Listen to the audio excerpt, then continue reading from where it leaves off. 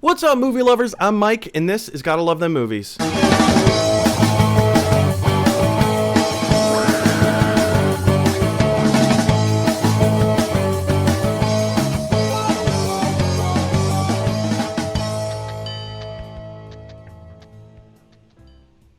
Oh, you guys, welcome back to another installment of Gotta Love Them Movies. Thanks so much for joining us here on Facebook Live, and if you're watching the playback on YouTube, thanks for joining us on YouTube. Eventually, we'll cover this later, but eventually the show is going to go live on YouTube, and we're just creating an online community where we all can get together and talk about our favorite things in the world, movies and movie news, and there's so many things happening, and some days, today's a little bit of a slower day. We have a few news things to cover, but sometimes we just like to sit around and speculate and say, why is this particular thing the way that it is?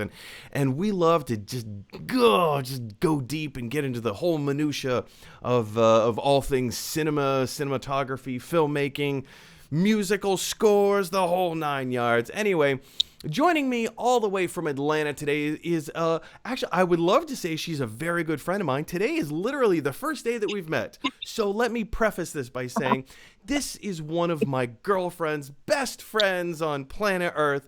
Ladies and gentlemen, please put your hands together in helping me welcome to the show, Ms. Larkin McCord. Woo, woo, woo, woo. Larkin, thank you so much for joining us today. Happy to How's be your here. day? What have you been up to? So today I taught a full day of high school English, which is uh, about as much fun as you probably remember. Actually, probably more fun now in 2020 in the time of the coronavirus. Here in Atlanta, we've been back to school for about a Ooh. month. So yeah, I have about half my students in the room and half are on the screen, and we're making So it work. how is So yeah. we're gonna take a break from movies for a second. I'm very interested in this. Like, how is teaching in a COVID world? Like, you're back in the classroom. You said earlier you have like 50% of your students in the classroom. The other 50% are online. How is this working for you? It's kind of crazy, actually. I feel like I have circus music in my head all the time. Um, but yeah, I literally sit here at this desk that is socially distant from the other spaces in the room. And I've got usually about eight kids in the room with me, and another eight are I see them on the screen and I interact with them, kind of, we don't use Zoom, but it's Sure, sure, yeah. Zoom-esque. And do you guys switch out? Like, are there A days and days that the kids come in? Okay. Exactly. And I Yep. assume, I Yep. hope everyone's being pretty respectful and like keeping their masks on, staying apart from each other. What we've learned is that when people are on campus, they're actually pretty good. I don't have any delusions about what my teenagers are doing when they leave here. But yeah, the kids have been really respectful, and they have a whole cleaning protocol that the students do when they leave class. Yeah. And um, so yeah, so fingers crossed, so far so good. A lot masking, of course, for everyone. I have Well, mine here. Well, that's Ta-da! awesome. Yay, masks! I have a few weeks ago, I got a brand new Spaceballs, the face mask. So I like to debut that. So, Larkin, as I like to ask all of my guests on the show, obviously you're a high school school teacher, English teacher, but as I understand it, you're also a bit of a cinephile like the rest of us. What is it that qualifies you just to sit around, chit chat movies? What's been your history with film and cinema? I'm going to drop my serious nerd cred here. Merging these two things, I I have a master's degree, as most teachers do. Mine is actually I got it in women's studies of all things, and my thesis, not dissertation, but my thesis is the representation of adolescent women in American cinema from 1995 to 2005, which means that I got to write an academic paper on like Mean Girls and 13 and Clueless, and some things that were not fun, like Kids. Um, so yeah, so I know this stuff as someone who likes it and enjoys it, but also So I know you some know of your that deep. stuff. Like you're in it. Like you Yeah, have analyzed it to death to the point where you can actually speak coherently about it on like an intellectual level. yeah, yes. It's like, you know how jokes always get so much funnier when you break them down and explain them? Same thing. Yeah. So yeah, that's what I like to do.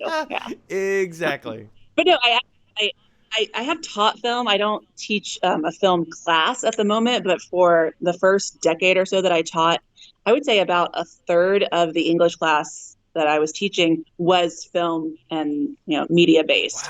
So Wow. that's where I started getting most interested in it. And then when I went back to grad school, it was like, this is great. Wow, that's So incredible. That's so well, Larkin. Thank you so much for joining us here today and talking about like just nerding the place up a little bit. Thanks for bringing your own brand of nerd street cred to the show, and just so all of our watchers and viewers have an idea as to what it is we are going to talk about today, as we always do, let's do the show rundown. So first, I'm going to tell you how to subscribe to the YouTube channel and why that's important. Next, we're going to do a really quick Toy Tuesday recap. Jumping into a little bit of breaking movie news, nothing crazy or outlandish out there. Then we're gonna get to your previously emailed questions in the Gotta Love Them Movies mailbag. Finished off the show by taking your live questions. So let's just jump right into it, shall we? If you go over to youtube.com and type in Gotta Love Them Movies, in the upper right hand corner of the screen, you will see a little red box that says subscribe. Go ahead and click that button. What clicking that button does is it builds our subscriber base on YouTube. But Mike, we're watching this show on Facebook Live. Why do we have to go to YouTube and subscribe to your channel? Well, here's the thing. By subscribing to the channel, you help to increase the subscriber base, but we also help to share the videos on the channel. And with the more videos that are watched on the channel, I begin to qualify for ad revenue. And when I get to earn ad revenue, I get to make this show my full-time job. So if you enjoy this show, if you like what it is that we do and the content that we produce, please head on over to Gotta Love Them Movies on YouTube, click that subscribe button, maybe drop a like, maybe share, maybe leave a comment, do all sorts of that stuff. And of course, as soon as we hit 1,000 subscribers, this show will be moving from Facebook to YouTube. So just something to be aware of, keep an eye out for that. All right, guys, with that out of the way, it's time to do a really quick recap of Toy Tuesdays. Now, what is Toy Tuesdays, you ask? Well, that's not the right screen. Here we go. Toy Tuesdays is a free toy giveaway for my personal collection. As you see, I like to collect toys, and I want to continue collecting toys, but I only have a finite amount of room, so I have to get rid of a few, and that's where you guys come in. Toy Tuesdays is a free toy giveaway. There's no expense to the winner whatsoever, but you must qualify to the following conditions. 1, you have to be subscribed to the YouTube channel. 2, you have to like and share this video on social media. And 3, you must comment in the comment section below Toy Tuesdays with the prompt Donatello 8-bit. That's right. This week's Toy Tuesday is a Funko Pop toy collectible of Donatello in an 8-bit format. You can see he's got a lot of rigid scales. I guess scales? I know reptiles don't have scales, but this particular block looks like it has scales. So if you want to be considered for the running to win a free Funko Pop of Donatello from the Ninja Turtles, go ahead and comment in the comment section below Toy Tuesdays dash 8-bit Donatello. And that is our Toy Tuesday recap. So, of course, guys, with all that stuff down and out of the way, it's time to look at our movie news. What?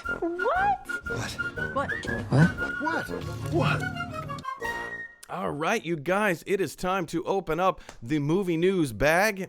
Movie news bag is not a thing, but I guess we're going to make it a thing. First, right off the top, coming to us from Collider, apparently Disney Plus says that the WandaVision show is still coming this year. Like I said, this article comes directly from Collider, and very interestingly enough, with all of the pushbacks and all of the delays that we've seen studios go through this year, of course, in the pandemic, with every movie theaters not earning enough money, Tenet coming out in theaters and earning, I think it just crossed the $250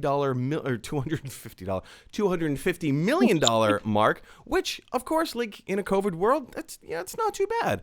in a regular normal world that barely even covers its production costs, doesn't cover advertising, does not cover theater expenses, and most definitely does not cover their bank loans. So, with WandaVision coming out, this is actually kind of encouraging. Now, Larkin, you may have heard, you may not have heard, the Marvel Cinematic Universe is, sorry, my cat is jumping all over the room right now. She's like freaking out, jumping in the window, out the window. Anyway, the Marvel Cinematic Universe has been pretty stagnant as of late. The last installment that we got was Spider-Man Far From Home.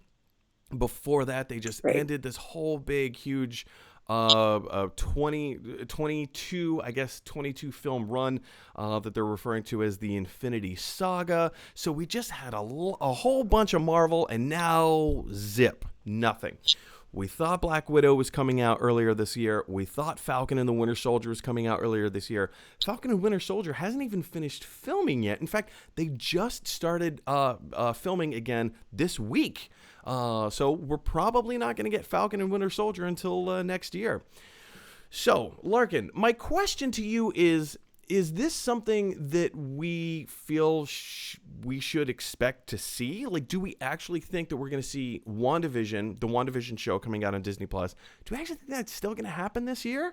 Or do you think things might actually get pushed back to next year with everything else?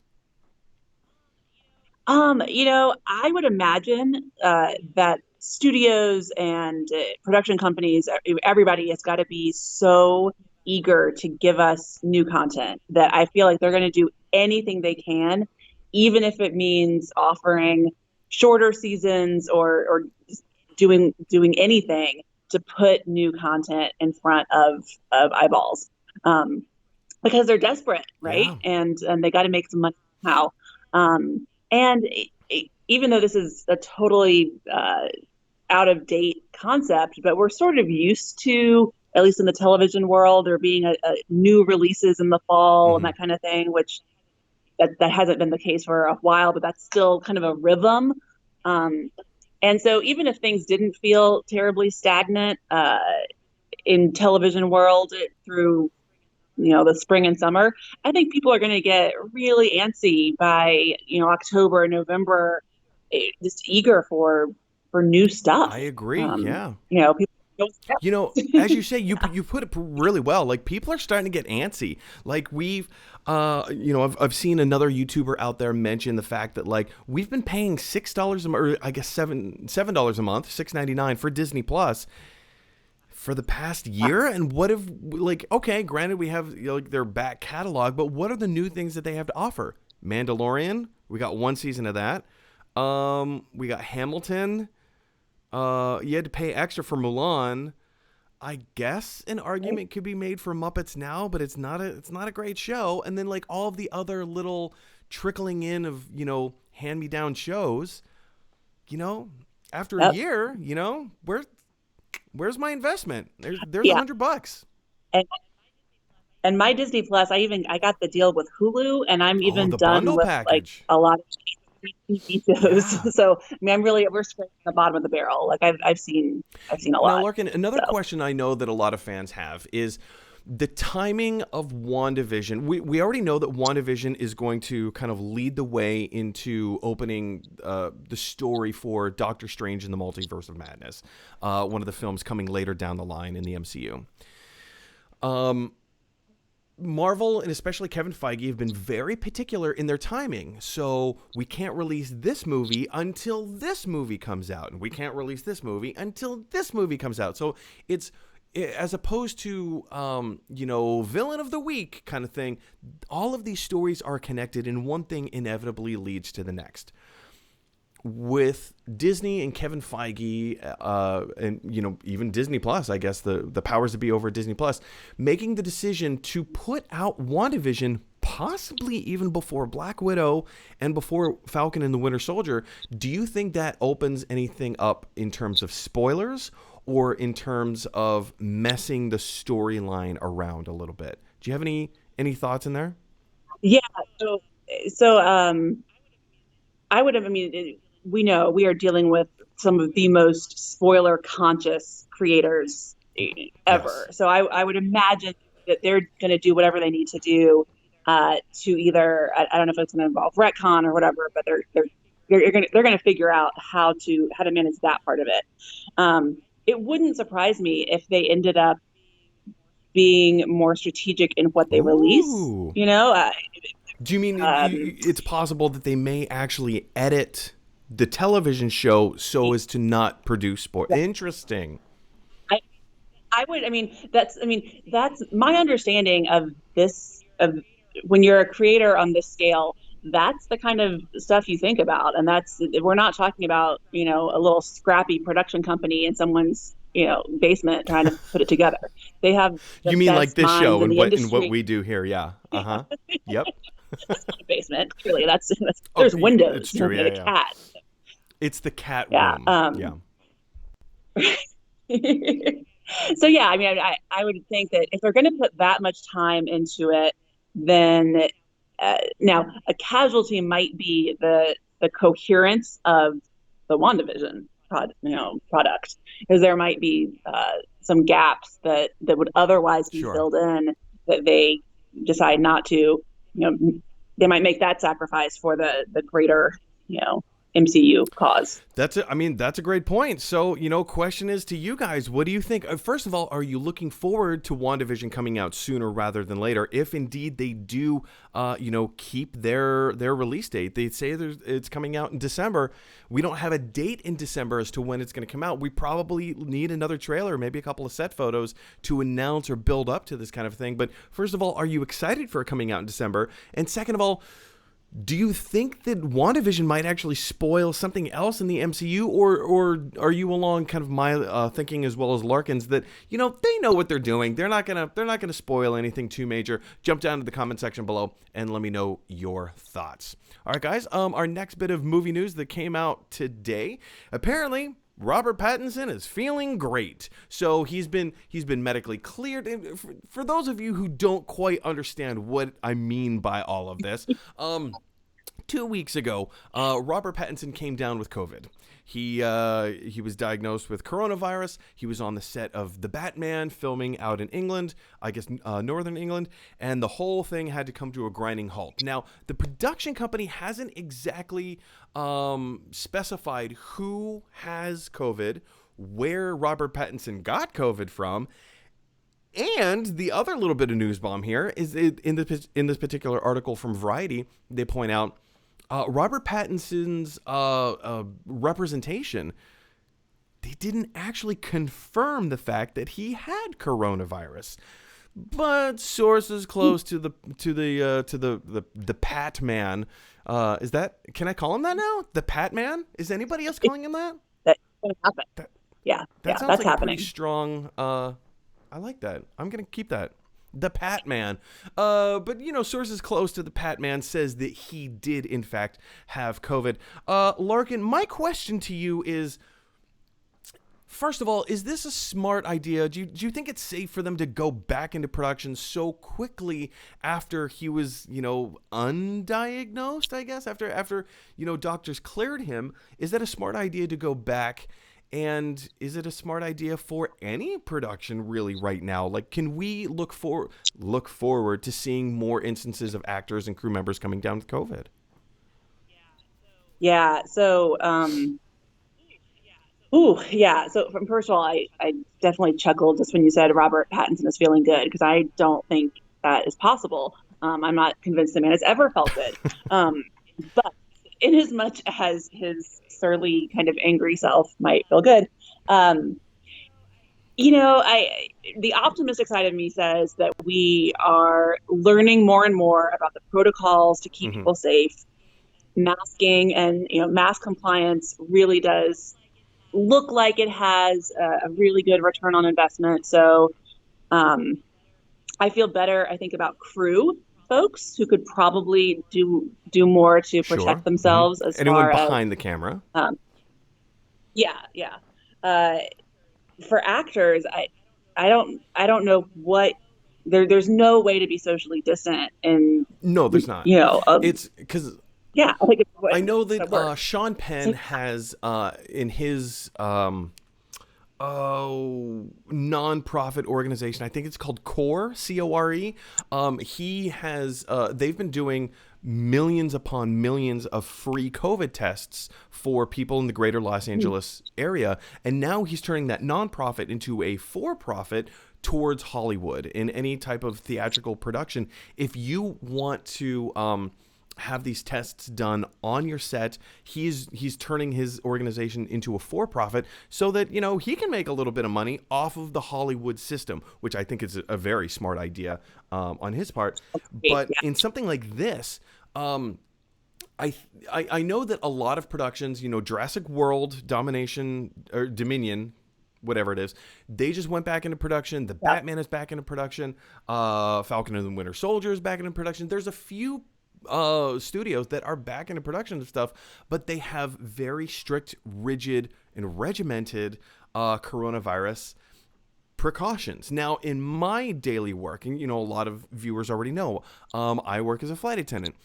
And so every day that I have to go back into work, I have to get temperature screened, which I think is so silly because if I have it, I'm not going to register at least for a week. So I could just be spreading. Again, that's why we keep the masks on, keep your germs from spreading. But I don't know. It's a double-edged sword because production studios need to start making a return on their investment, and money keeps going down the drain the longer they go without filming. The longer cameras aren't rolling, the more money they're losing. So I understand why they're doing it. The question is can we ensure, or rather can those sets ensure safe conditions? I mean, I know that you guys are doing it in schools right now.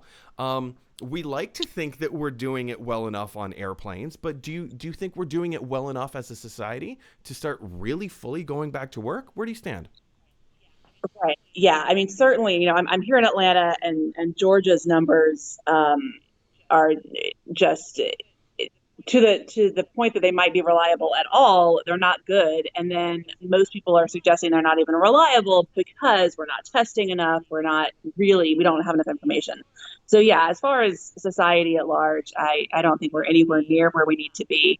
Um, to the degree that certain industries or companies or whatever can really control their little microcosm, I think there is some space available. So if if film studios or production companies are going to maybe start having folks that's part of your contract. I don't know that you limit your exposure, that you stay in certain spaces or whatever.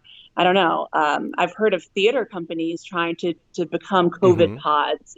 So you have a dozen people or so who just start living together and working, and that way they are trying to make that Yeah, work. there Um, are, in fact, a very good friend of mine. She's in a theatrical production right now, and it's this weird balance of trying to say, okay, we're at some point you can do as many rehearsals as you want with a mask, but at some point, you have to take the mask off, do those rehearsals, and when you start doing shows, you're singing and shouting and screaming and acting and talking, so it's how do you keep these now, Mission Impossible, I will say, Mission Impossible 7, Tom Cruise, I mean, he's Tom Cruise. He can kind of do whatever he wants. He spent $500 million, $500 million to rent a cruise ship for the entire production of Mission Impossible 7 and possibly Mission Impossible 8.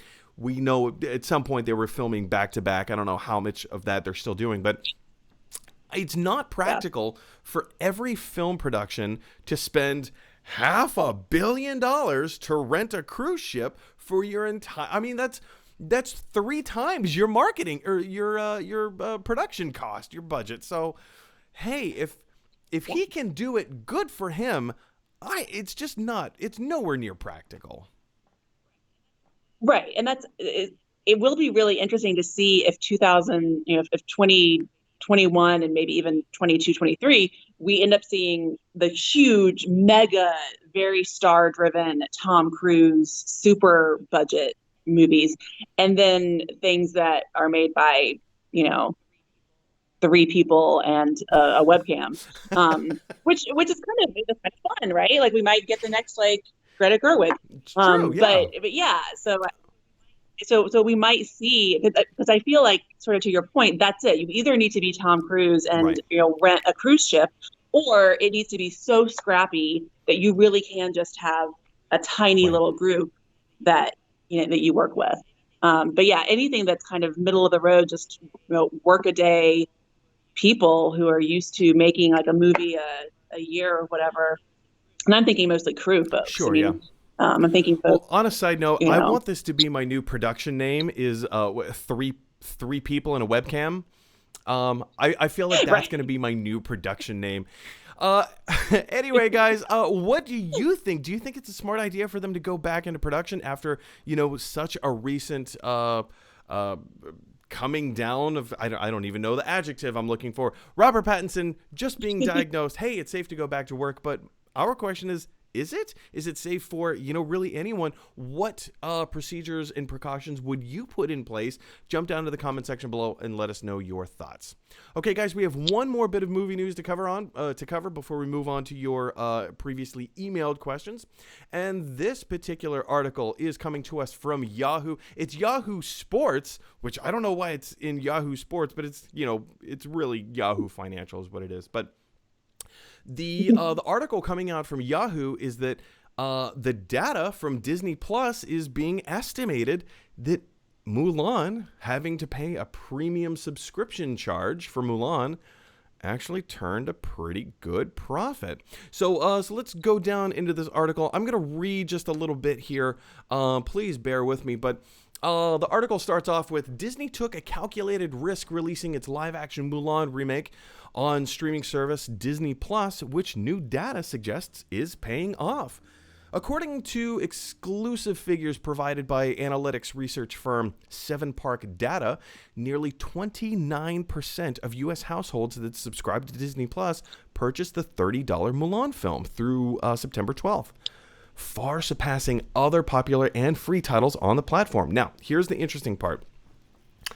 During the company's last earnings report, Disney said that the streaming platform has amassed over 60 million global subscribers, blah, blah, blah, blah, blah, blah, blah. Let's jump down a little bit. 7Park's data suggests that roughly 9 million users purchased the Mulan film for $30 a pop, with an estimated 30 million users. And here's the kicker, you guys. Here's the kicker. With all the people that subscribe to Disney Plus, with all the people that purchase, as far as estimates are concerned that 7Park is bringing to us, $261 million. $261 million. That is currently what is estimated that Disney has made off of Mulan, off of, Disney Plus streaming. Nobody thought it would do anywhere near these kinds of numbers. Now, let's take $260 million as like an opening weekend. Heck, let's take it over the next 2 weeks, because usually once a film has been in theaters for its second opening weekend, usually its second opening weekend drops by like 50%. So if a film makes, let's say $100 million, I don't know, whatever, let's just say $100 million in its opening weekend, it's probably only going to make about $50 million in its second opening weekend. That's general idea. That's not, it's exactly scientific, but that's the trend. That's the general idea. Sometimes it's 60% drop off. Sometimes it's a 70% drop off. And that's usually fine. Films make the bulk majority of their money in its opening weekend. So to say, let's just say that this is their opening weekend. And also keep in mind, this is just for the United States. They haven't even calculated the worldwide total of this. So just in the United States, they're estimating $260 million, and it's probably much more than that. Which means, Disney spent $200 million to make this film. $200 million. You have to spend another $200 million to advertise your film. And normally, if the film was being released in theaters, you have to pay another 1.5 on average, approximately, to the movie theaters, to the exhibitionists who are playing your film, just for playing your film. Disney doesn't have to pay that 1.5 percent because it's released on Disney Plus. All that profit goes right back to Disney. And, you know, maybe a little bit of it is going to Apple TV. Maybe a little bit of it is going to Roku. Maybe a little bit of is going to Amazon Fire Stick. But the bulk majority of that is staying in-house at Disney. $260 million just in the United States. We haven't taken into consideration how much it is made in the theater worldwide, nor have we taken into consideration how much it is made on Disney Plus worldwide at its $30 premium, or, you know, whatever the conversion rates are. Larkin, my question to you is, nobody thought this was going to work. Everybody thought that Disney releasing Mulan on Disney Plus at a $30 premium charge was ludicrous. Now, previously, I reviewed the film. I don't personally think that it was worth the $30 price tag. It was a fine little movie. It was a fine. First of all, did you have a chance to see it? I haven't seen it yet. No, I was not one of the whatever percent that was willing to pay the surcharge. I was in the 25%. You were in the 75%. Yeah, it's okay. It was fine. It was okay. I put it, I think, at like a 52 out of 100, something like that. It was terrible, but meh. Did you like the animated version? I'm sorry? Did you like the animated version? Yeah, I thought the animated version was really fun. It's just a different tone, a different flavor. So all of this being said, Mulan making $261 million, estimated, that isn't confirmed, estimated $200 million. Do you think we're going to start seeing a trend or a spike? Do you think that, you know, Disney might actually want to start releasing Black Widow on Disney Plus with a premium? Do you think that's something we could look forward to? Or do you think with a potential billion-dollar film, they're still going to try and release it in theaters? What do you think? Yeah, so I think Disney Plus has certainly got to be feeling really, really good about just the viability of their streaming platform, and just the long-term, you know, prospects for that being a moneymaker for all the reasons you mentioned. You know, I have to say, and I have nothing to back this up other than, you know, my heart, I do feel like time and time again, the movie industry underestimates the market power of women and girls, and particularly women and girls of color. It's true. And there is so much appetite. Yeah. So there's so much appetite for a movie like Mulan, even though, you know, it's flawed and it's got all sorts of, you know, I'm sure problematic pieces, but it is quite literally the only game in town for folks who really are craving, you know, seeing themselves on screen. And I think Disney and anybody else would be really smart to pay more attention to that, because, you know, I don't know when there's going to be a live action Princess and the Frog or whatever, but they need to do more. They need to do more generating this content. I just think there's such an appetite for it. Well, no, yeah. As you point out, there's a huge gap in the market for something like that. You know, Princess and the Frog is a great example, because I remember when that film came out, everyone was, you know, jumping on the bandwagon of saying like why didn't we get anything like this before? Why has it taken so long to have a Disney princess portrayed African American? Like, that was just hasn't happened yet. I mean, yeah, we had Jasmine. Yeah, we had, Mulan. There's two minorities. But, you know, it was just, you know, we get enough of it. And when you don't have enough of your base demographic covered, Captain Marvel, billion-dollar film. Was it a good movie? I argue it was okay. It has a lot of problems with it. I didn't feel that it was deserving of the billion-dollar price tag given the story of the film. That being said, to your point, we don't have movies like that. Straight white guy superhero movies, dime a dozen.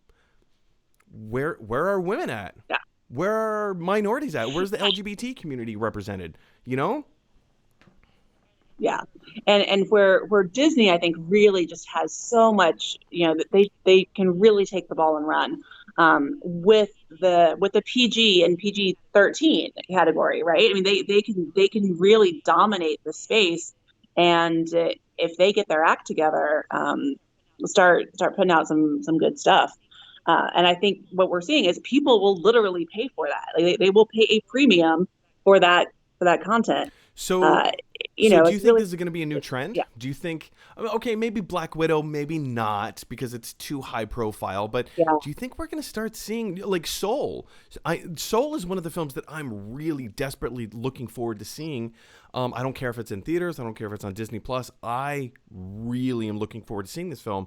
Do you think it's possible they're going to put maybe $20, $15 price tag on it? Well, so I wonder, I'm wondering if when they look at demographics, if particularly for family films, the streaming service and going straight through that Disney Plus, avenue makes sense, because we've seen for the last decade declining numbers of families with multiple children going to the Cineplex and Mm-hmm. that kind of thing, and rising prices. So I'm sure that there's got to be some calculus there where they realize if this is a movie for if this is a movie for uh, um, uh, that's marketed for families, then it Has probably is a good good bet to potential. go. Yeah, yeah. So, but then I think you're right that you're going to keep your Black Widow and your more kind of that, what's the adult demographic, like Right, 18 to yeah. 49 or whatever. Um, I think there's still going to be money to be made in theaters, and probably the theaters that sell alcohol and have the whole That's experiential true. kind of thing That's going. true. Um, I I think we're going to see more market differentiation like that, and I would imagine. I mean, if I've thought of this, surely some executive at Disney has Yeah, thought of this, yeah, right? Like they're exactly, going yeah. to.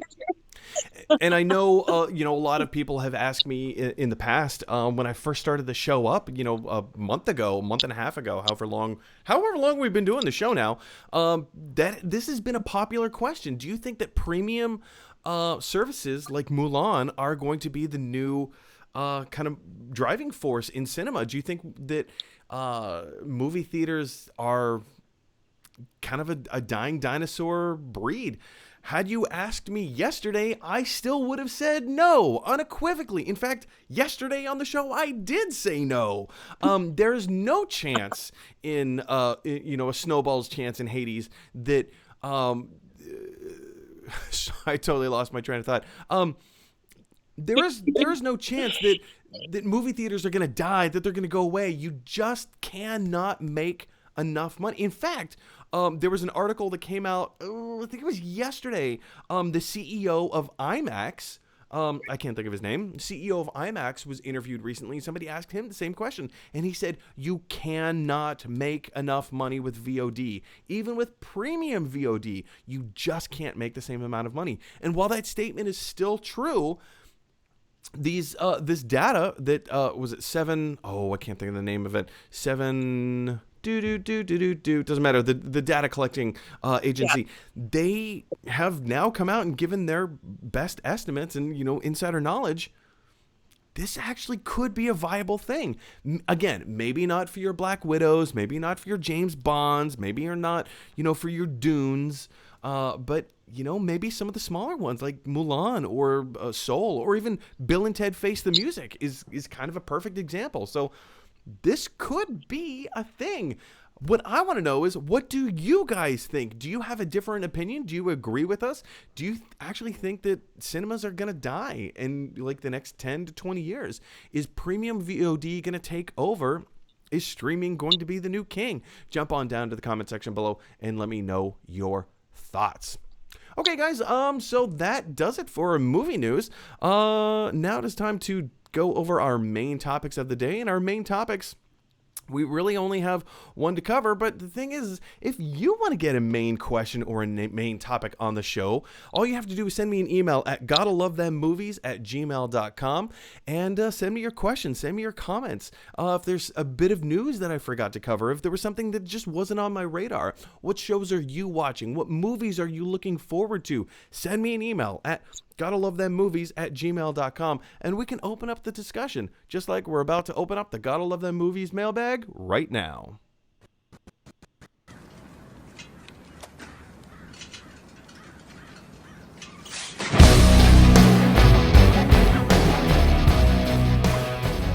All right, guys, we are opening up that Gotta Love Them Movies mailbag, and our first email and only email of the day comes to us from Matthew, a longtime viewer of the show. Matthew from Leeds in the UK.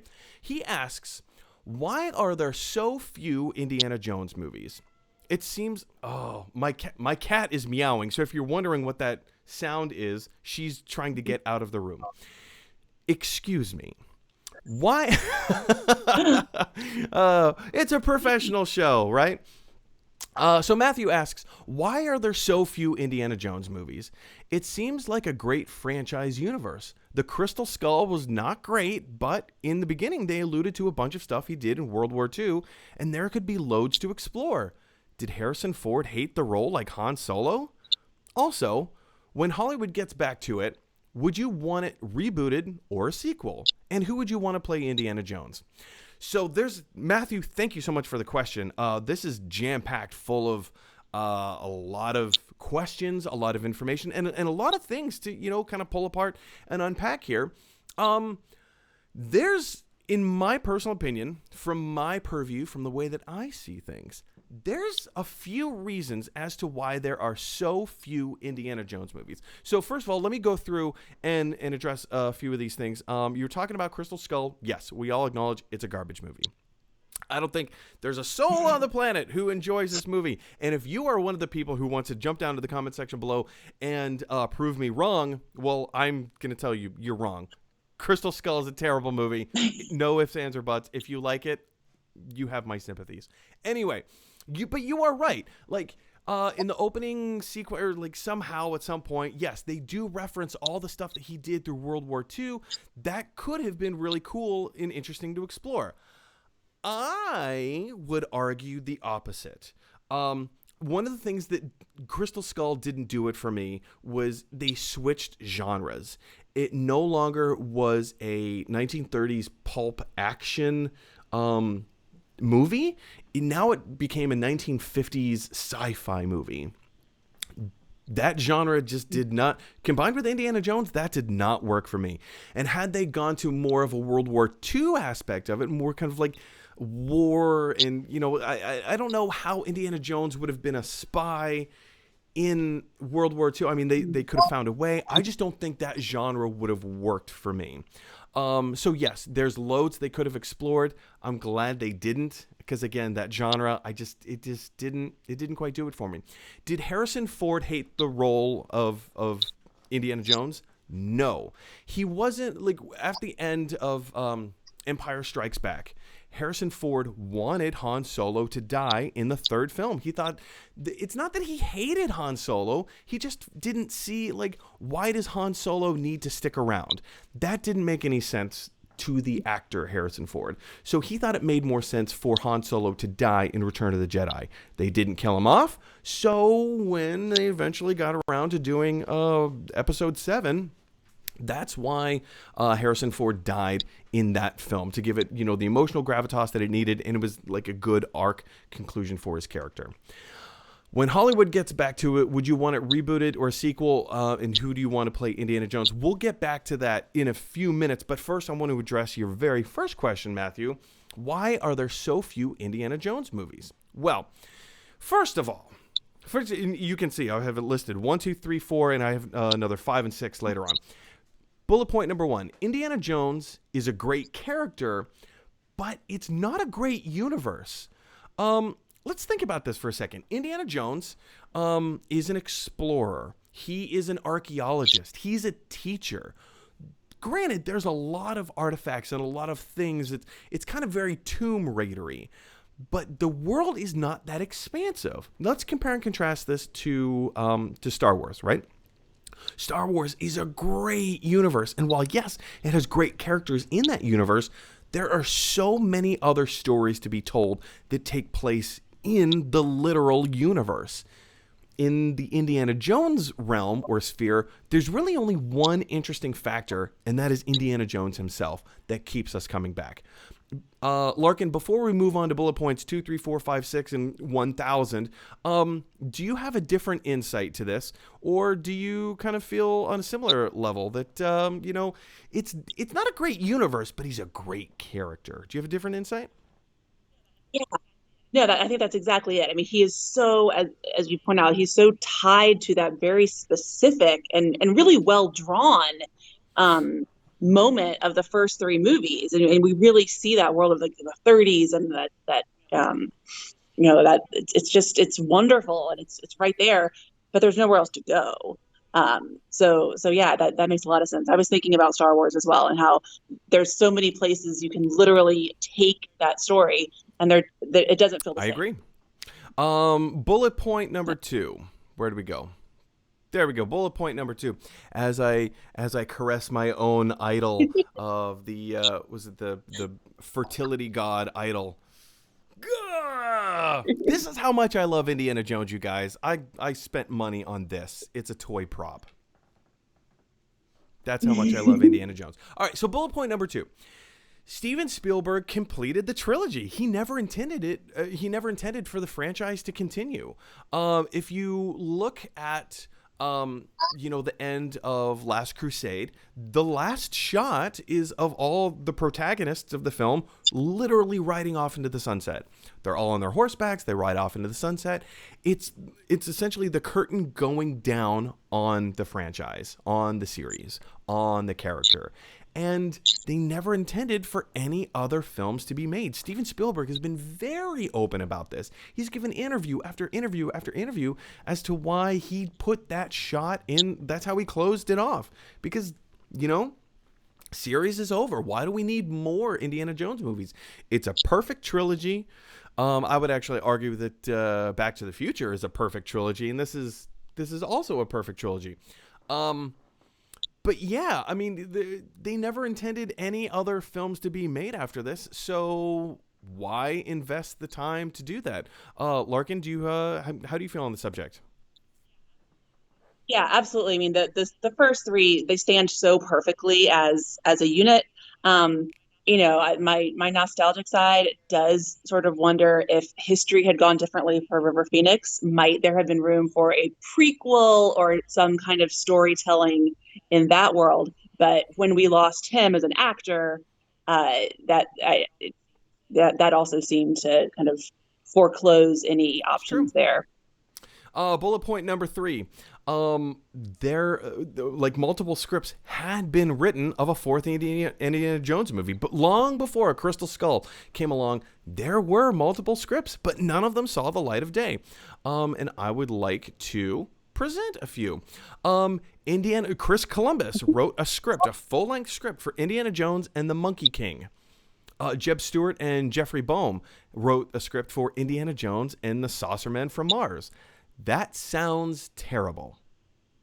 But hey, it's a movie that they wrote. Frank Darabont, if you're not familiar with Frank Darabont, huge in the horror film. He's had his fingers all over The Walking Dead. In fact, he was the one who actually kind of helped create The Walking Dead for its television cinematic approach. Frank Darabont is huge in his special effects. He uses practical effects. Great storyteller, great behind the camera. He's fantastic. Anyway, Frank Darabont wrote Indiana Jones and the City of Gods. Diane Thomas, who wrote the script for Romancing the Stone, wrote Indiana Jones and the Haunted Mansion, which was one of the most interesting Indiana Jones adventures that people were talking about, like, online. It's essentially Indiana Jones going into a haunted castle. Who doesn't want to see Indiana Jones inside of a haunted castle? That sounds awesome. In fact, the script was so interesting and so good that they took elements of that. That's why in Last Crusade, Indiana Jones and the Last Crusade, that's why they put that whole castle sequence in. That's where he found his father, Henry Jones, being held by the Nazis. He was in that kind of, like, it wasn't a haunted castle, but they had those castle-y elements. there were attempts essentially to make a fourth Indiana Jones movie in the mid 90s, and just none of them came to fruition because the scripts weren't good enough, or it wasn't the right time, or everybody was doing something else. Larkin, I'm gonna throw it to you. Have you heard of any of these other scripts? I have not. I agree with you. Was it the Spaceman or the Man from Mars? That's No, that should terrible. never. That's no, terrible. The '90s were not a moment when we were doing this whole Mm-hmm. franchise thing. I mean, it's interesting. You mentioned perfect trilogies. They were usually in this exact moment of mid to late '80s, rounding out possibly at the very late '80s or maybe early '90s. I don't think the appetite was there in I'm thinking about what was popular in the mid '90s. This is the era of reality Yeah, we had bites, a lot of and independent films, it like you said, Reality Bites, or yeah, where was it? Like Mission Impossible was not a franchise yet; it was just a standalone film. You know, yeah, and even that, what was that, that was '98 or so? So I mean, '96. That there's was '96. okay. I was in Yeah, like college. I don't Empire really, Records. but right, yeah, there was a The lot more kind Crow. of just it felt yeah, which was a great movie actually. Um, yeah, so I feel like there wasn't fans weren't hungering for it at that point, like we see people really just craving those It's familiar true. characters now. Bullet point number 4: scheduling conflicts. The actors, the writers, the directors, they have to take work when they can get it. Like I said before, Steven Spielberg ended the trilogy with, the sun going down. That was supposed to be it. That was supposed to be the end of it. They you can't sit around and wait for, okay, well, we need to make this happen. Ryan Reynolds is a great example of this. He wanted to make the Deadpool movie, and now, in hindsight, well, yeah, of course, it's an incredible film, highest grossing R-rated film of all time, period, until it was beaten by Deadpool 2. So there you go. But until then, it took him 11 years to get that movie made. He had he not taken any work in that previous 11 years, he would have had it made. He wouldn't have any street cred. Nobody would respect him. Nobody would trust him with the material, and it would not have happened. So Steven Spielberg had to take other work. Like, even if they were passionate about getting a fourth film made, you still need to do other things. I don't know, who knows? We may not have gotten Jurassic Park. Maybe we wouldn't have had Schindler's List. Maybe we wouldn't have had War of the Worlds, and maybe that wouldn't have been a bad thing. But the point being is that, everyone had to go off and continue working. George Lucas was making his prequel trilogy, which was, but still, he was working. He was doing his thing. Harrison Ford, doing what? Presumed Innocent. I think he did Witness in '89, so it was right around the same time that Crusade came out. Presumed Innocent. The Fugitive was huge for him. Hey, 6 Days, 7 Nights. What a great movie. I'm being completely facetious. But yeah, everybody has to go out and continue working. Larkin, do you see it any other way? Yeah, no, that's that. And when I think about Spielberg, I remember that right after this, the Last Crusade and Jurassic Park, then you've got Schindler's List, Oh, Saving Private yeah. Ryan, on the side, not the blockbuster, but I mean, I think we see in him a real interest in telling very Yeah. different kinds of stories than what he had. So yeah, I would imagine that Spielberg himself, his interest wasn't there, and I think we see that too with Harrison Ford taking all of those very dramatic kind of. It's still action, but it's just a It's true. different turn for him. You have to So yeah, I stretch think those other these muscles. folks Like, want to do try that. something different. Why? I get it. Like, Chris Evans. Where did I go? Where am I? There I am. Chris Evans. Loves playing Captain America, but he wants to try something else. Like, why do you want to keep pounding the same thing again and again and again? Granted, it works and people like you for it, but it doesn't. George Reeves. I will point to George Reeves. He's the perfect example of this. The Not the first on-screen Superman we ever saw, but I think he was the second in the original television show.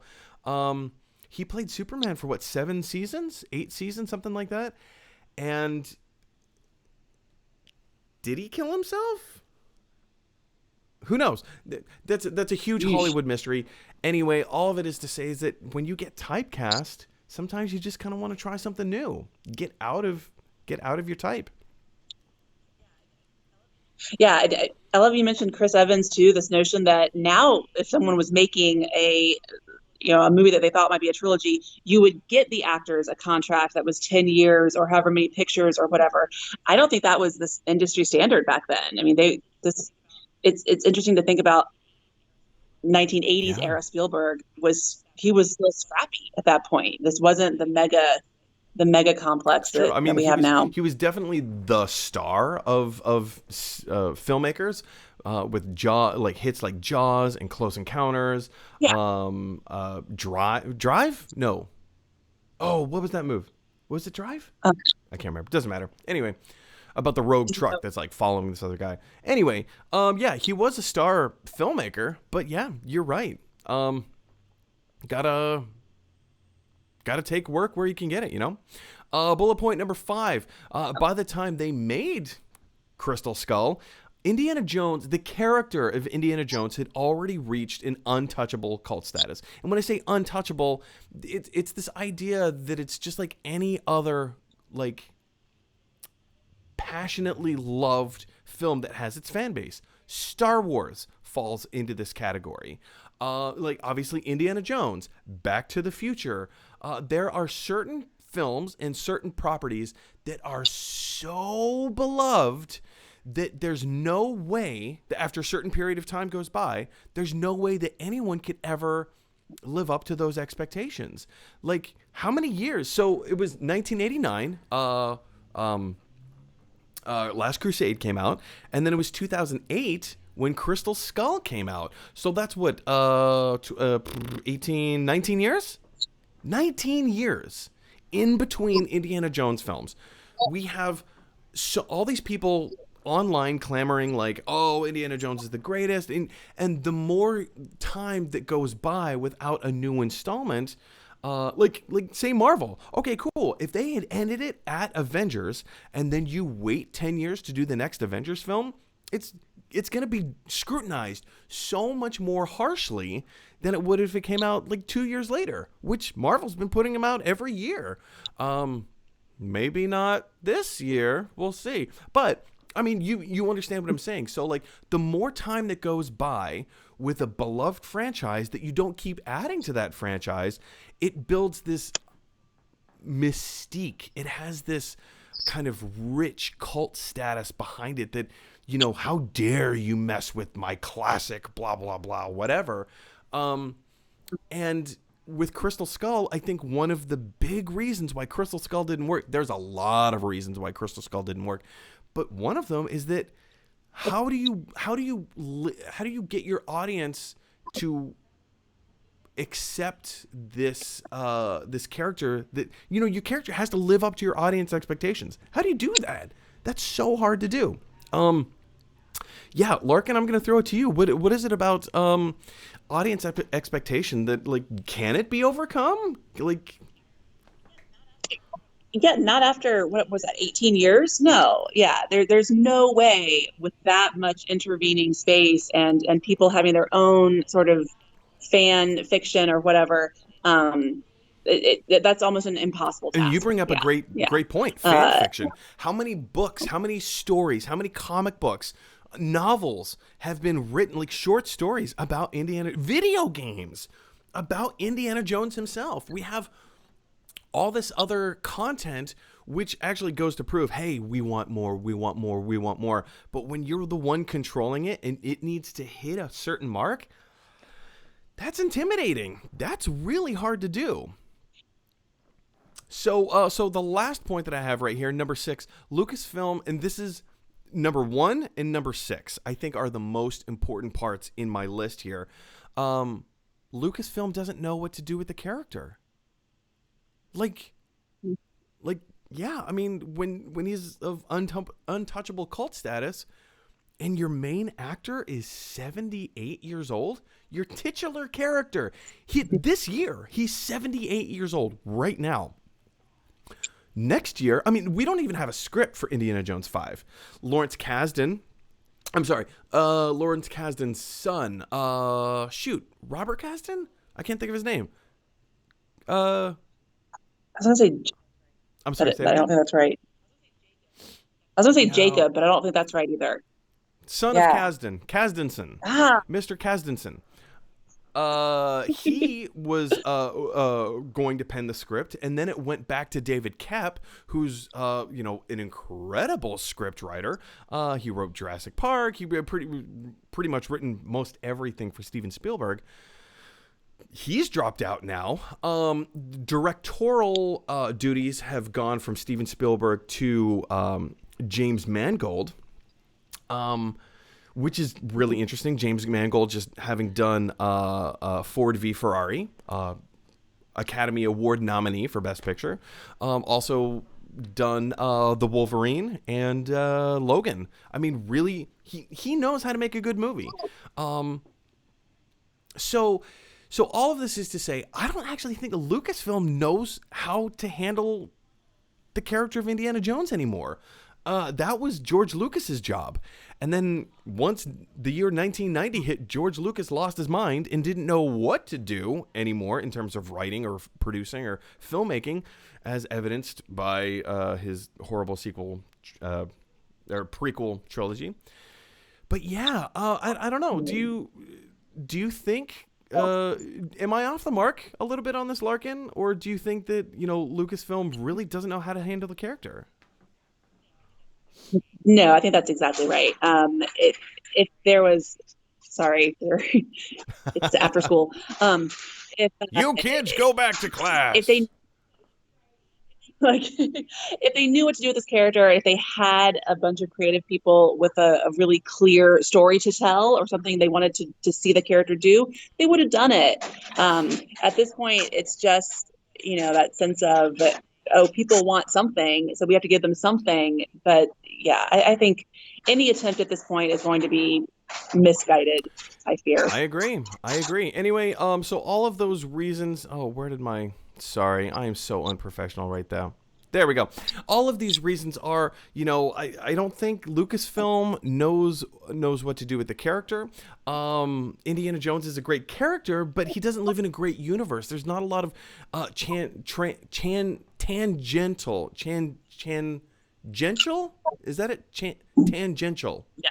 There's not a lot of tangential stories that he can go off and adventure in, or rather have other characters adventure in. Spielberg only intended this to be a trilogy. Like, he ended it with a trilogy, boom, that was it. And so once you bring the curtain down, how do you bring the curtain back up? There had been multiple attempts, but it just, none of them worked. There were scheduling conflicts between all the actors and the writers and directors. Indiana Jones is kind of an untouchable cult status, and Lucasfilm, I contend, doesn't know how to handle the character. So those are my ideas. Those are my thoughts. That's kind of what I've compiled. Why aren't there more Indiana Jones films? Now, if we can go back to the original question that Matthew asked right at the very end, would you want to see this rebooted or a sequel? And if it was rebooted, who would you want to see play Indiana Jones? I have a few thoughts about this. I think in terms of reboot or sequel, I don't think it matters. I don't think it matters whether you reboot the franchise or you make it a sequel for now. I think... I don't know. Larkin, let me throw it to you. Would you rather see this rebooted or would you rather see a sequel? So I wonder, and this might be a dodge, but I wonder if, for all these reasons, any kind of reinvention of the story wouldn't be a movie, but might be more appropriate for a serialized kind of, kind of TV like what they kind did of with the thing. young Chronicles of Indiana Jones, or the Young Adventures, something like that. Yeah, yeah. I mean, I'm still kind of toying with this idea that we did get a sense of what might have happened during the 40s or during World War II or whatever, and that kind of thing might work in an episodic world. I think But that would be really I cool. haven't really I think thought that would be about really cool. but that seems more possible than a movie about that time period. Now, if So, they were to recast, going back I, to Matthew's question, if they were to recast, is there any particular actor that you would like to see play the character of Indiana Jones, or would you like to gender bend the character, or like how would I don't know? What do you think? yeah, yeah. That's really cool. I feel like, and this might have been on Twitter. I don't know. I feel like somebody was pitching a version of Indiana Jones with Janelle Monáe as Indy, and Ooh. and I have no idea if I just pulled that out of nowhere, but that sounds kind of awesome. But you really do need someone with her sort of really Okay. edgy sex Yeah. appeal, which is what Harrison Ford had Yeah. too. And with the Oh sense yeah. of someone who's not the classic, you know, um, you know, beautiful, whatever, but someone who just has that charisma that everybody's like, you know, Larkin, you can't see it right now, but yeah, I pulled up a picture of Harrison Ford as Indiana Jones, and I'm pointing to it. He's mwah, like total sex appeal. That yeah. man right there. And I think in a similar but obviously different way, Janelle Monáe has the I think that'd same be really same cool. quality. Uh, Um, so yeah, this might be but yeah. too much of a nail on the head. This name has been thrown around a lot, especially a few years ago when they were talking about rebooting or doing Indiana Jones 5 or whatever. Previously when they were talking about Indy 5. But Star-Lord himself. I think Mm. why is his name not coming to me? Chris Yeah, Chris, oh, one you of the know what I'm talking Chris's. about. Oh Yeah. man, this is the worst. Chris Pratt, thank you. Pratt. Yes, Chris Pratt. I Yeah. think Chris Pratt would make an awesome Indiana Jones. He's charismatic. He's fun. He knows how to do action. Thanks to Guardians of the Galaxy and Jurassic World. He's a decent leading man. He's a little bumbly. Indiana Jones isn't Mhm. bumbly. Um, but I don't know. I think that could be a really fun, interesting flavor. If they, depending on how they write the character, he doesn't have to be bumbly. He just tends to play more bumbly Yeah. people. Yeah. I definitely see him as more of like a slightly goofy, but in a ultimately Yeah, winsome way. He doesn't seem to have much edge to him, which I actually think the actor does. But seeing his characters, he sure. doesn't seem Yeah. very edgy. So anyway, guys, I think all of those reasons. I mean, we kind of hashed this out to death a little bit. This is why I don't think we're getting a lot of Indiana Jones movies. Indiana Jones is one of those characters that is so beloved in the public eye. I have my own golden idol here, for my own personal love of the character of Indiana Jones. But I also don't think that he's the type of character that lends himself to having more and more and more story. Not at least not as many stories as what we see in Star Wars, right? I mean, yeah, we could most definitely see him, continue on with adventures and stuff like that. Crystal Skull was it was an abomination. It did not work whatsoever. There were one, maybe two kind of fun moments in the movie, but that does not make it a fun movie or a good movie by any stretch of the imagination. But yeah, I just don't see it. I say I don't see it happening. I mean, obviously it is happening. It's going to happen. At some point, we will see other permutations of the Indiana Jones character. It is going to happen. It's just a matter of when, and it's a matter of finding the right story and the right creative team to make this happen. So anyway, do you guys have a different thought or opinion on Indiana Jones? Why haven't we seen more movies over the years? Is there something that I'm completely leaving out? Is there something that I haven't gone into enough in terms of explanation? Jump down to the comment section below and let us know your thoughts. Okay, guys, with all of that down and out of the way, now it's time to take your live questions. So let's go ahead and take your live questions. Alive! It's alive! All right, let's jump in and take some of these live questions. You guys have been firing live questions all through the show. First question is not popping up in the live chat. Hold on, let me bring this up really quick. Okay, here we go. William Zimmerly writes, I think there has been plenty of indie movies. They just don't get the commercial attention and ticket sales. Think of all the huge billion-dollar movies in the last 20 years. A lot of comic book and Star Wars, Harry Potter, big studios, big paychecks. A guy gets paid $54 million for saying, "I am Groot," once with zero screen time. Of course, he's being a little facetious with that. Vin Diesel was not paid $54 million to say "I'm Groot," but I mean, decent paychecks. There is so large a barrier to entry. Hold on. There is so large a barrier to entry to get an independent film made. Okay, so let's just say that there's a large barrier to get an independent film made and to make money off of it. Going to the big producers is the key to getting big money. I have seen a lot of people out there making indie films. They just can't compete on today's market until one makes it big again, like Blair Witch, which made over $100 million. Crucial success doesn't sell tickets anymore. Yes and no. I think it all depends on the property, William.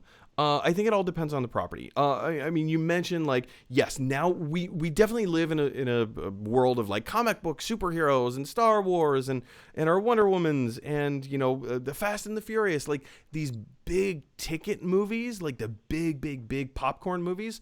You have a big budget to make the film. You have to you have to double the budget to advertise the film. Because here's the thing. If you spend $200 million to make a movie, but then you only spend like, a few $100 to advertise it, nobody knows that it exists. And when it's in theaters, nobody understands what that means. Sorry, there's a car honking outside. Apologies. So first of all, there's that. So, I hear all the time from people like, why do we always have to have sequels and reboots and remakes? The answer is because they make money. People know what they are. It's a familiar property. People, of course they're going to make another Star Wars movie. Do you know why? Because it makes money. And it's because of that.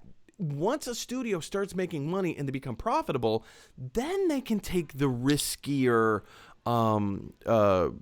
risks, I guess, of making a smaller film. Like Edward Scissorhands. I don't know why that movie came to mind, but sure, Edward Scissorhands is kind of a riskier property. It's a strange movie. It's a wacky premise, and it's done by a really, at the time, an experimental filmmaker. There were no guarantees that that was going to work or that anybody was even going to like the film. So when you get these big budget properties made, the studio has money to, I don't want to say to blow or to spend. Of course, they want a return on their investment, but I mean, they can take some of these smaller risks. You talk about Blair Witch Project. I would also like to throw The Invisible Man with Kate Moss into the mix. Larkin, have you had a chance to see The Invisible Man? No, I haven't. I remember when that what came out, but no, I didn't. I didn't realize that our time in theaters was short, and I should go see all the movies then. Who did know? But yeah, Invisible Man was made by Blumhouse Production Company. They spent $7 million to make the film, and it grossed $108 million, something like that. Over 10 times their investment. They got over 10 times what they put into it. They got it back. So a lot of that is the script. A lot of that is being smart with money. You don't have to make a $200 million to make a movie to gross $1.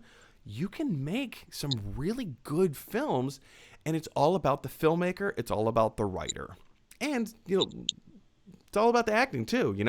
How do you market the film? So I don't know.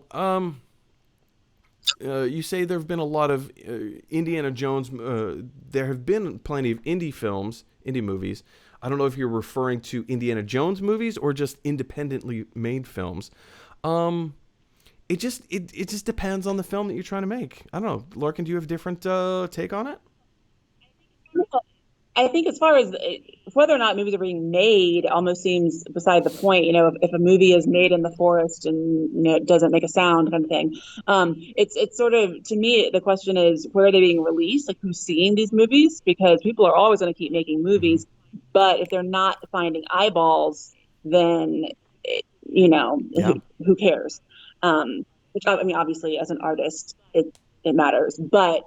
Um, and I would like to think that what we're going to see and what we've been seeing is kind of a matching system of the scale of movie and the viewer, how viewers find and Right. engage with movies.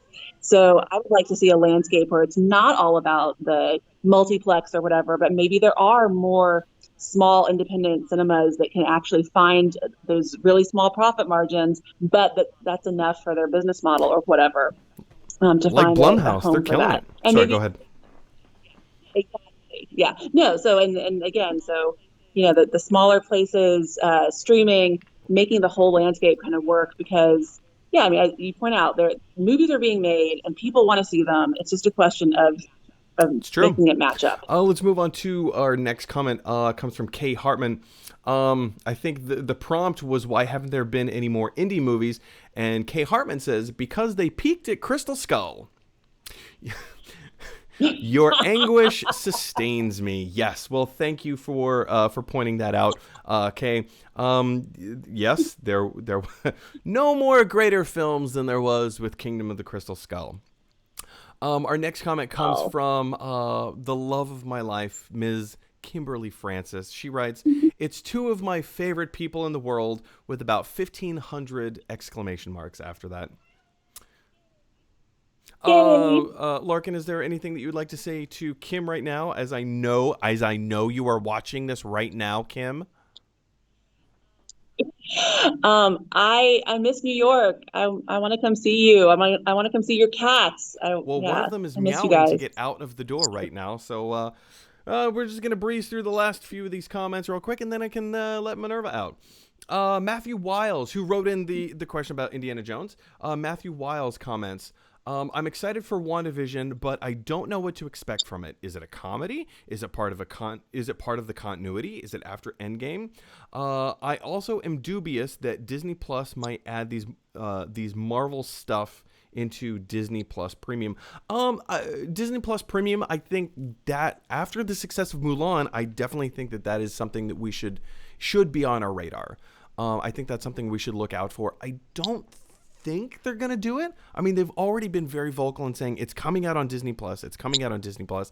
Now, if they pull a bait and switch and switcheroo on us, I don't see that happening, but it's possible. In terms of WandaVision, what to expect from it? Yes, it takes place after Endgame. But Mike, the Vision died in Endgame. Spoilers. If you didn't already know, you should. I mean, come on. What are you doing with your life? We're in pandemic mode. We're in coronavirus. Go watch Avengers Endgame. Or no, it was Infinity War. He died in Infinity War. Go watch those movies. They're great. So the Vision died, right? But he's in the show WandaVision. If you know anything about the character of the Scarlet Witch in the comics, Scarlet Witch is one of those characters that tends to go a little crazy. Larkin, are you familiar with the Scarlet Witch in the comics? Like, what's your relation there? Not in the comics. Yeah, like I don't know much about the comic iteration at all. I all I know is what I've seen, you know, in when I've seen any Sure. iterations in the There in the films. comics, there's a very famous storyline. It's called House of M, where Magneto, the leader, or the antagonist of the X-Men, starts like his world domination. Blah blah blah, whatever. Scarlet Witch is the literal daughter of Magneto in the comics. So she's a mutant. She's not. She doesn't just have weird powers. She actually is a mutant. As I'm wearing my X-Men T-shirt. in the comics. So there's an event, there's a cataclysmic event where she can't. I think Vision had already died, and she couldn't handle the fallout of his death. So she imagined, and because she's the Scarlet Witch and just can kind of conjure whatever it is that she wants, she created her own children that didn't exist. I mean, they did exist because she created them with her magical powers, but they weren't like really real. They weren't actually like real children. They were just projections, right? So when the X-Men came to kind of rescue her and kind of like bring her to her senses, and she had this moment of realization that like, I don't have a husband, he's dead, and these children of mine aren't real, she uttered the words, "No more mutants." And then that set off this whole cataclysmic event where every mutant on the planet had been blipped out of existence. They just ceased to exist. And it was not every single mutant, but, you know, great millions upon millions. So knowing that Scarlet Witch has mental, some kind of like mental disorder in the comics, we've seen a little hints of that in the films. The Vision popping up in WandaVision, I believe, is, you know, and again, what we know from what the show is going to be. I think this is going to be her fallout story from Endgame. How is she mentally handling these horrible events from Endgame? And I think she's going to create these weird worlds and realities that she lives in and eventually tap into the multiverse. So everything you're saying tracks with the 30 some odd pictures I just looked at on IMDb in the stills from WandaVision, because yes, every picture seems to be from a different moment, setting, whatever. So yes, it does look like she's going to be trying on different realities. Excuse me. Yeah. And by the way, I think conjuring children is the best way to get children. It's much easier. I'm all for it. Thinking them. This is my child that I have conjured right here. My fertility godchild. I will just brush his hair every night. Anyway, yeah, I think WandaVision is just going to be one of those kind of, every episode is going to be a different one of her realities that she can't come to terms to living in this world anymore. So anyway, so there's that. Two more comments, I think.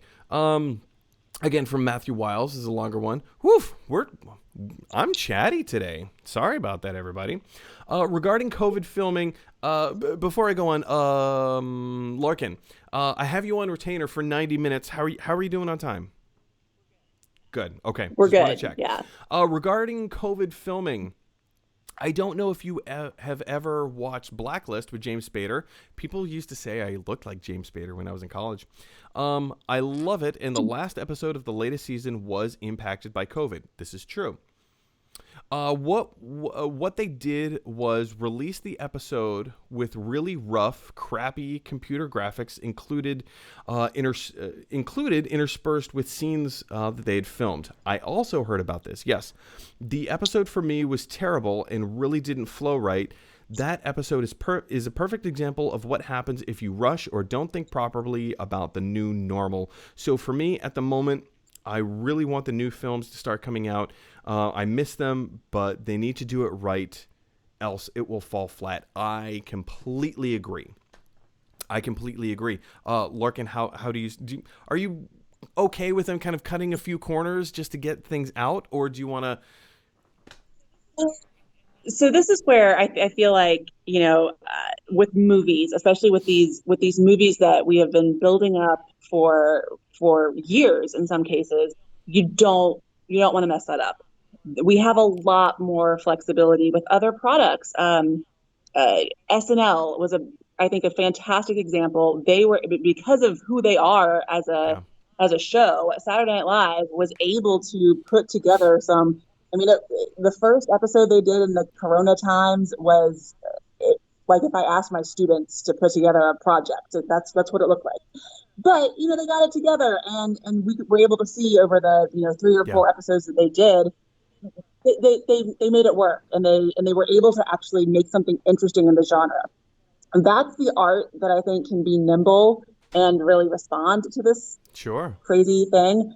Don't movies. Don't mess with, if you're making a huge blockbuster. And I agree. yeah, I agree. don't, if you 70%, don't do 30%. I know, like, Yeah, I mean, to your point, to Matthew's point, we don't want to, like, I mean, Blacklist could have been like, it could have had a really great last season, but being that, they tried to rush it and they tried to find it, and, hats off to them for trying to find a creative solution. It didn't work, it didn't land, but, hats off to them for trying.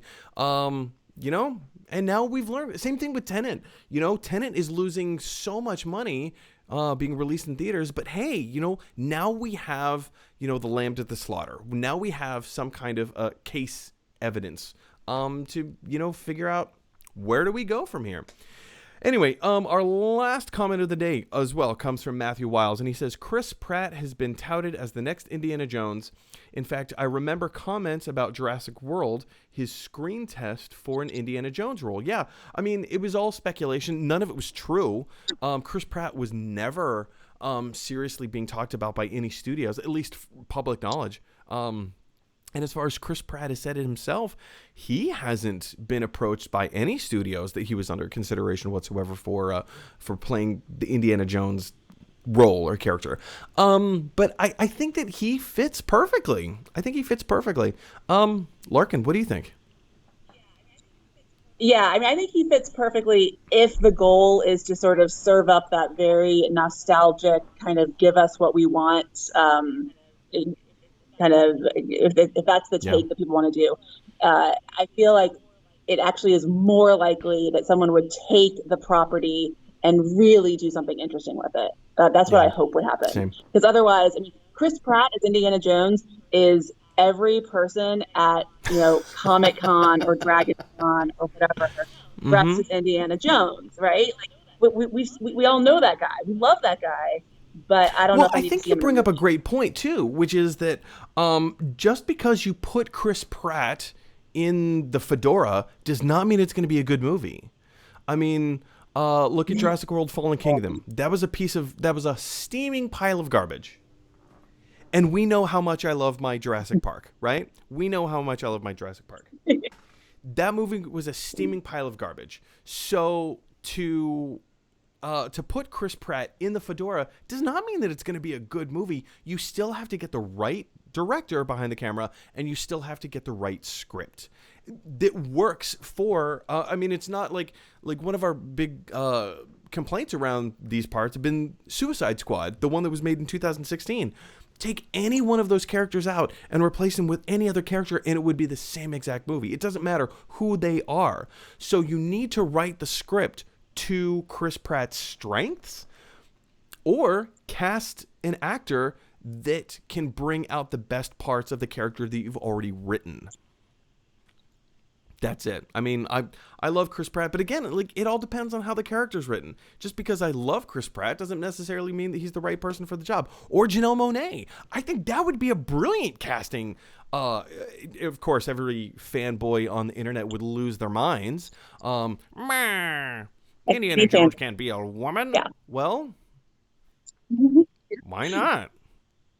Why not? Yeah. I mean, literally, if it is just like a name and a persona, like Indy, I mean, whatever. I mean, same thing with 007. Like, why? Oh, I can understand the argument why James Bond cannot be a woman, but 007 is just a moniker. It's a title. Okay, well, why can't she be 006? Okay, well, why can't she be 007? What does it matter? It doesn't matter. Go for it. Try it. See what happens. Anyway, guys, Matthew Wiles comes in with one more comment. He says, "Love you, Mike, and the pressure for punctuation in this episode has never been greater." Larkin, this is an inside joke between Matthew and myself, where I have a hard time reading his messages just because he doesn't include punctuation, so I don't know where the breaks in the sentences are. Matthew, Yep. thank you for rising I to the challenge. And Larkin, as an English teacher, do you where do you stand? I'm going to ask this of all of my guests. Where do you stand on the Oxford comma? I think most of the time you need it for clarity, but if you ever don't, then you can go a little crazy. But I say more often than not, it helps. I've It's a seen helper. that. Oh, it was like some kind of a meme where it says like commas save lives, and it says like, should we eat grandma? Should we eat comma grandma? Commas save lives. Mm-hmm. You guys. See, there was there was a legal battle that hinged on the Oxford comma, and people actually and they won because they did not include the Oxford There was a comma, union and issue, right? It therefore, was like a moving company or something. Somebody got yeah, hurt because yeah. or like something wasn't shipped properly, something like that. Yeah, I remember this. And it was about a list of things, and the comma was needed to Mm-hmm. clarify what the object, if it was included in the list or if it was You a see, separate thing. Matthew, So, commas you know, save lives and money. This and is money. true. Anyway, So, guys, so this does it for today's episode of Gotta Love Thy Movies. Thank you so much for joining us. Thank you so much for commenting in the comment section below, and just being part of the discussion, and all things films and television. Today we spent a lot of time on Indiana Jones. We spent a lot of time on the Batman and Mulan and money and behind the scenes type of stuff. And I would like to do another special shout out for our special guest today, Ms. Larkin McCord. And why has this your screen has been perfect this whole show, and now it's only messing yeah, up. sorry. Let's see. There we go. Well, There we I had go. to plug in my Oh, no, charger. no, no. That's why. It's definitely on my end. Larkin, where can people find you online? And are there any special projects that you have coming up soon that you'd like to plug? Yeah. So, for myself, I don't do a lot of creating stuff online. I am on the Twitter at EMMELLEMM, but I mostly retweet a lot of grassroots political stuff here in Georgia and around the country. Mostly working with my girl Stacey Abrams and about fair fight and getting people registered to vote, and of course reproductive justice, and especially the more grassroots work that's happening for mostly women and girls around those issues. I don't know if folks have heard about the kind of egregious allegations about what's happening in ICE detention Mm-hmm. centers Yeah. regarding women and reproductive choices. So yeah, most of my social media presence is annoying stuff about how we should make the world a Annoying place. but important. So yes. So with the occasional fun movie stuff Yay! sometimes. Well, Larkin, Yeah. thank you so much for joining me on the show today. It's been an absolute pleasure to get your thoughts and opinions on some of our topics that we talked about today. Yeah, ladies and gentlemen, if you like this video, click like. If you really like this video, click subscribe. And if you really, really like this video, click share. Because that is exactly what Indiana Jones would want you to do. Anyway, guys, my name is Mike Brown. We do the show every day, usually Monday through Thursday. This month has been a little weird. Next week, we're not doing the show at all next week. I have to go and do my little flight attendant job in the sky all of next week. So unfortunately, I won't be available. But yeah, be sure to subscribe, like, share, and we will be putting out more content as as the weeks unfold. So October, be ready, because we're gonna be doing it every single day of the week, except for Saturday and Sunday. Anyway, guys, like I said, my name is Mike Brown. We live in a weird world, so please speak kind words to each other. We all have different thoughts and opinions. Please infuse a little bit of kindness into the world, and definitely do that by speaking kind words. Anyway, I will see, what day is today? Thursday? I will see you tomorrow. Tomorrow's our last show until we kind of, take our end of the month break. But tomorrow's our last show, so I will see you all tomorrow.